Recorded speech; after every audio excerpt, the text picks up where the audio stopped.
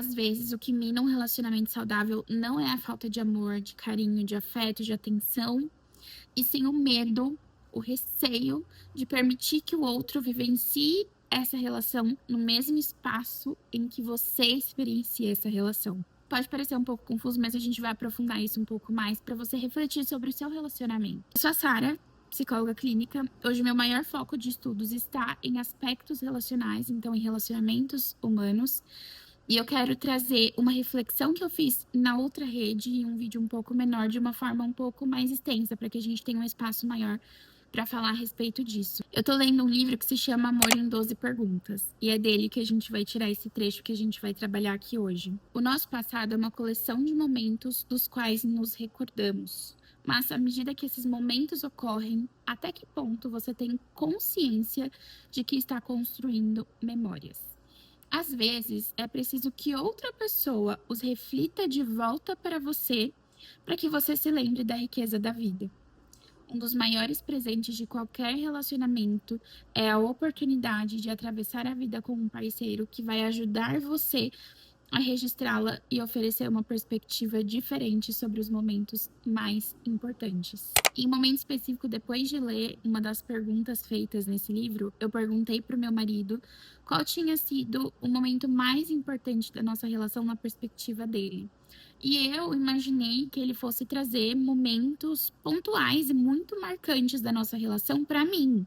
Então eu pensei, ele vai falar, sei lá, talvez do nosso noivado, do nosso casamento, momentos chaves da nossa relação na minha perspectiva.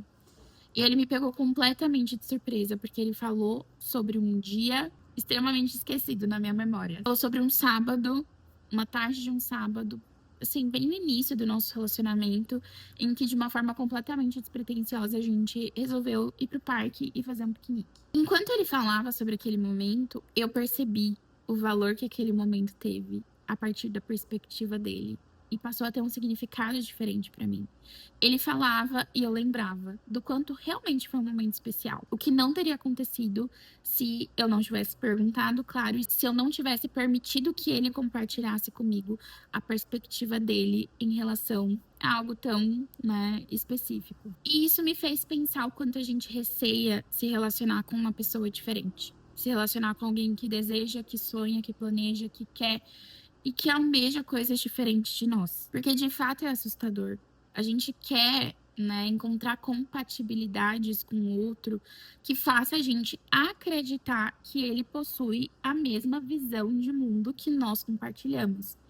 E é óbvio que isso não vai acontecer. Por mais compatíveis que vocês sejam, a probabilidade não é essa, que vocês sejam 100% iguais um ao outro e sem diferenciações em nada, em planos, em desejos, em sonhos, em necessidades. E por consequência, às vezes isso gera uma necessidade de se justificar, sabe? De defender o próprio ponto, de defender e priorizar as próprias perspectivas e necessidades. E nisso a gente esquece a preciosidade que é você compartilhar a vida com alguém que pensa diferente de você. E que se a gente se permitisse olhar menos como uma ameaça e mais como um presente, a oportunidade de enxergar a vida a partir de uma outra ótica, porque isso veio do outro, a gente entender o que é, sabe? O que é isso que a gente leu, o que é você descobrir novas possibilidades, novos sabores, novas cores, novas experiências, até experiências que foram compartilhadas por vocês dois.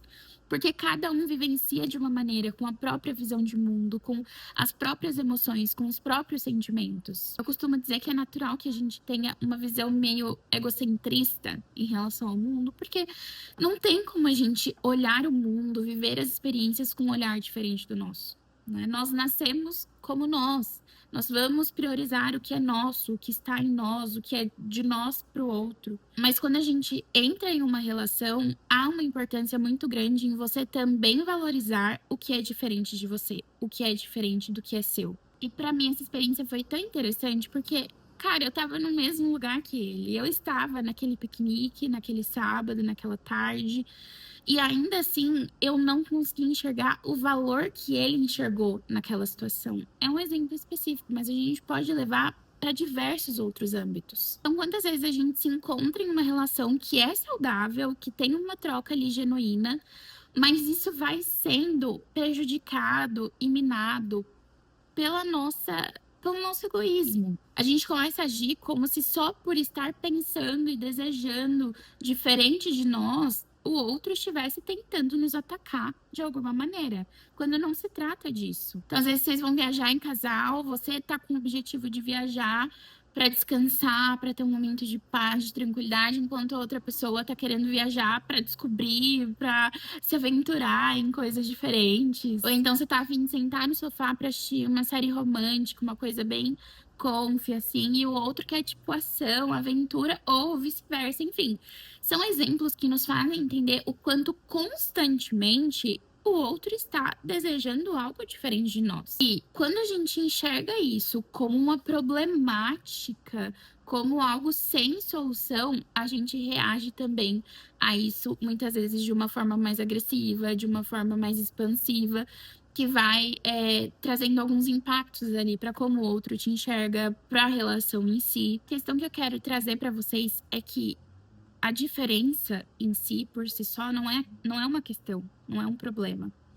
O problema é quando você acredita que ceder ao que o outro quer, porque é diferente daquilo que você deseja, que você quer, você está perdendo de alguma maneira. Talvez a ideia de que você esteja perdendo a si mesma, de que você esteja priorizando o outro em vez de a si mesmo. Sim, quando a gente pensa nisso em um aspecto muito intenso, então você está constantemente abrindo mão de si, das suas necessidades, dos seus desejos em prol do outro, tem uma questão. Mas quando essa troca acontece de uma maneira saudável, o outro abre mão de questões que são importantes para ele, para o seu bem-estar, e você também faz isso em relação a outra pessoa, aí a gente tá chegando em algum lugar. Então, se a gente for parar para pensar, a gente não teme o que é diferente em si. A gente teme o que tudo isso pode despertar dentro de nós. Então, se o outro deseja diferente de mim, o que isso significa? Se a gente olha dessa perspectiva, a gente percebe que ceder também revela muitas das nossas inseguranças. E inseguranças, ok, nós somos seres humanos, a gente não é perfeito em tudo e, por consequência, a gente vai se sentir inseguro em relação a muitas coisas. Mas quando você permite que essas inseguranças que são suas impactem a relação, ao ponto de que o outro não tenha espaço para existir nesse contexto de uma forma genuína, daí a gente tem um ponto, sabe? Porque não se trata de algo que precisa ser trabalhado na relação, e sim algo que talvez precise ser trabalhado em você em prol da relação. Se existe reciprocidade que um faz pelo outro, a gente percebe que ceder é um ato de amor, é um ato de cuidado, de carinho em relação a outra pessoa, e não de submissão. E aí você pode pensar, tá, Sara, mas como que isso impacta o meu relacionamento no dia a dia? Como que isso pode estar minando uma relação saudável?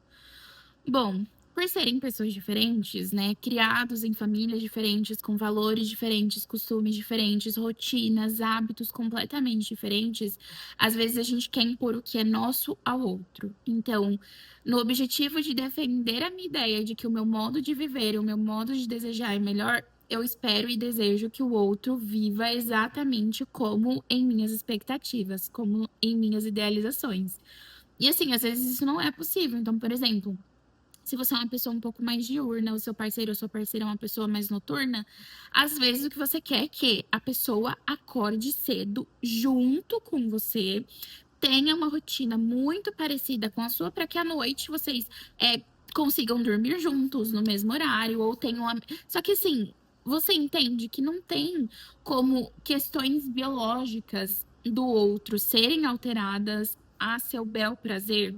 É até forte, assim, a gente falar sobre isso, mas é verdade. E mesmo que não sejam questões biológicas, a gente pode falar de qualquer outro aspecto em que você esteja sempre tentando impor o que é seu, como se fosse mais importante, esquecendo a individualidade daquela outra pessoa. A prioridade aqui é respeitar o outro em sua individualidade e, claro, nessa troca e reciprocidade, encontrar um equilíbrio em que os dois se sintam minimamente respeitados dentro da relação em suas próprias individualidades. Compartilhando algo sobre mim, sobre a minha vida em particular, quantas vezes, quantas discussões, quantas brigas desnecessárias, eu diria hoje, né, com a minha perspectiva de hoje, eu já tive dentro do meu relacionamento por querer mudar e alterar a maneira com como ele pensava, sentia, vivia. Não fazia sentido. Isso gerava conflitos impossíveis de serem solucionados, porque eu nunca vou enxergar o mundo na perspectiva que o meu parceiro enxerga, e ele nunca vai enxergar o mundo na perspectiva em que eu enxergo, se a gente estiver o tempo inteiro se forçando a ser uma cópia um do outro e não respeitando esse lugar individual. Então vocês percebem que daquele lugar em que eu trouxe aquele exemplo do parque, em que eu imaginava que ele fosse trazer momentos marcantes para mim, ele trouxe algo completamente diferente que eu nem me lembrava e aquilo passou a ter um significado diferente para mim. Às vezes, se nós nos permitirmos a olhar o mundo a partir da ótica do outro, isso se torne também novos aprendizados. Parece um ruído completamente sem solução se a gente encara com mais abertura, de uma perspectiva mais conectada com uma importância mesmo, que você precisa dar. Isso não pode ser da boca para fora, você precisa de fato se importar com o que é importante para o outro, para que você consiga começar a entender a perspectiva dele em relação às necessidades, à vida, aos desejos. O que é visto como um conflito, se a gente olha de um ângulo diferente, de uma perspectiva diferente, que é a perspectiva do outro, isso pode se tornar até uma expansão, né? Uma conexão maior entre vocês. E depois que eu passei a entender o que fazia sentido e o que não fazia, e o meu parceiro também a me sinalizar o que ele conseguiria mudar, alterar, flexibilizar por carinho a mim, e o que ele não conseguia, a gente começou a ter um equilíbrio muito maior e eu diria até uma relação muito mais saudável, porque não é uma relação de uma pessoa querendo impor tudo a outra pessoa, é uma relação, no meu caso, de duas pessoas zelando um pelo outro, pelas necessidades do outro e respeitando também o espaço individual de cada um. As coisas funcionaram muito melhor a partir daí. Então, vou te fazer uma sugestão, ainda dentro desse livro. Se você puder ler, leia. É sensacional. Eu estou gostando muito da experiência que ele está me proporcionando, tanto para mim, individualmente, refletir sobre essas questões, quanto para algumas perguntas que eu trago para o meu relacionamento e também para a clínica de casais que eu faço. É um exercício sensacional.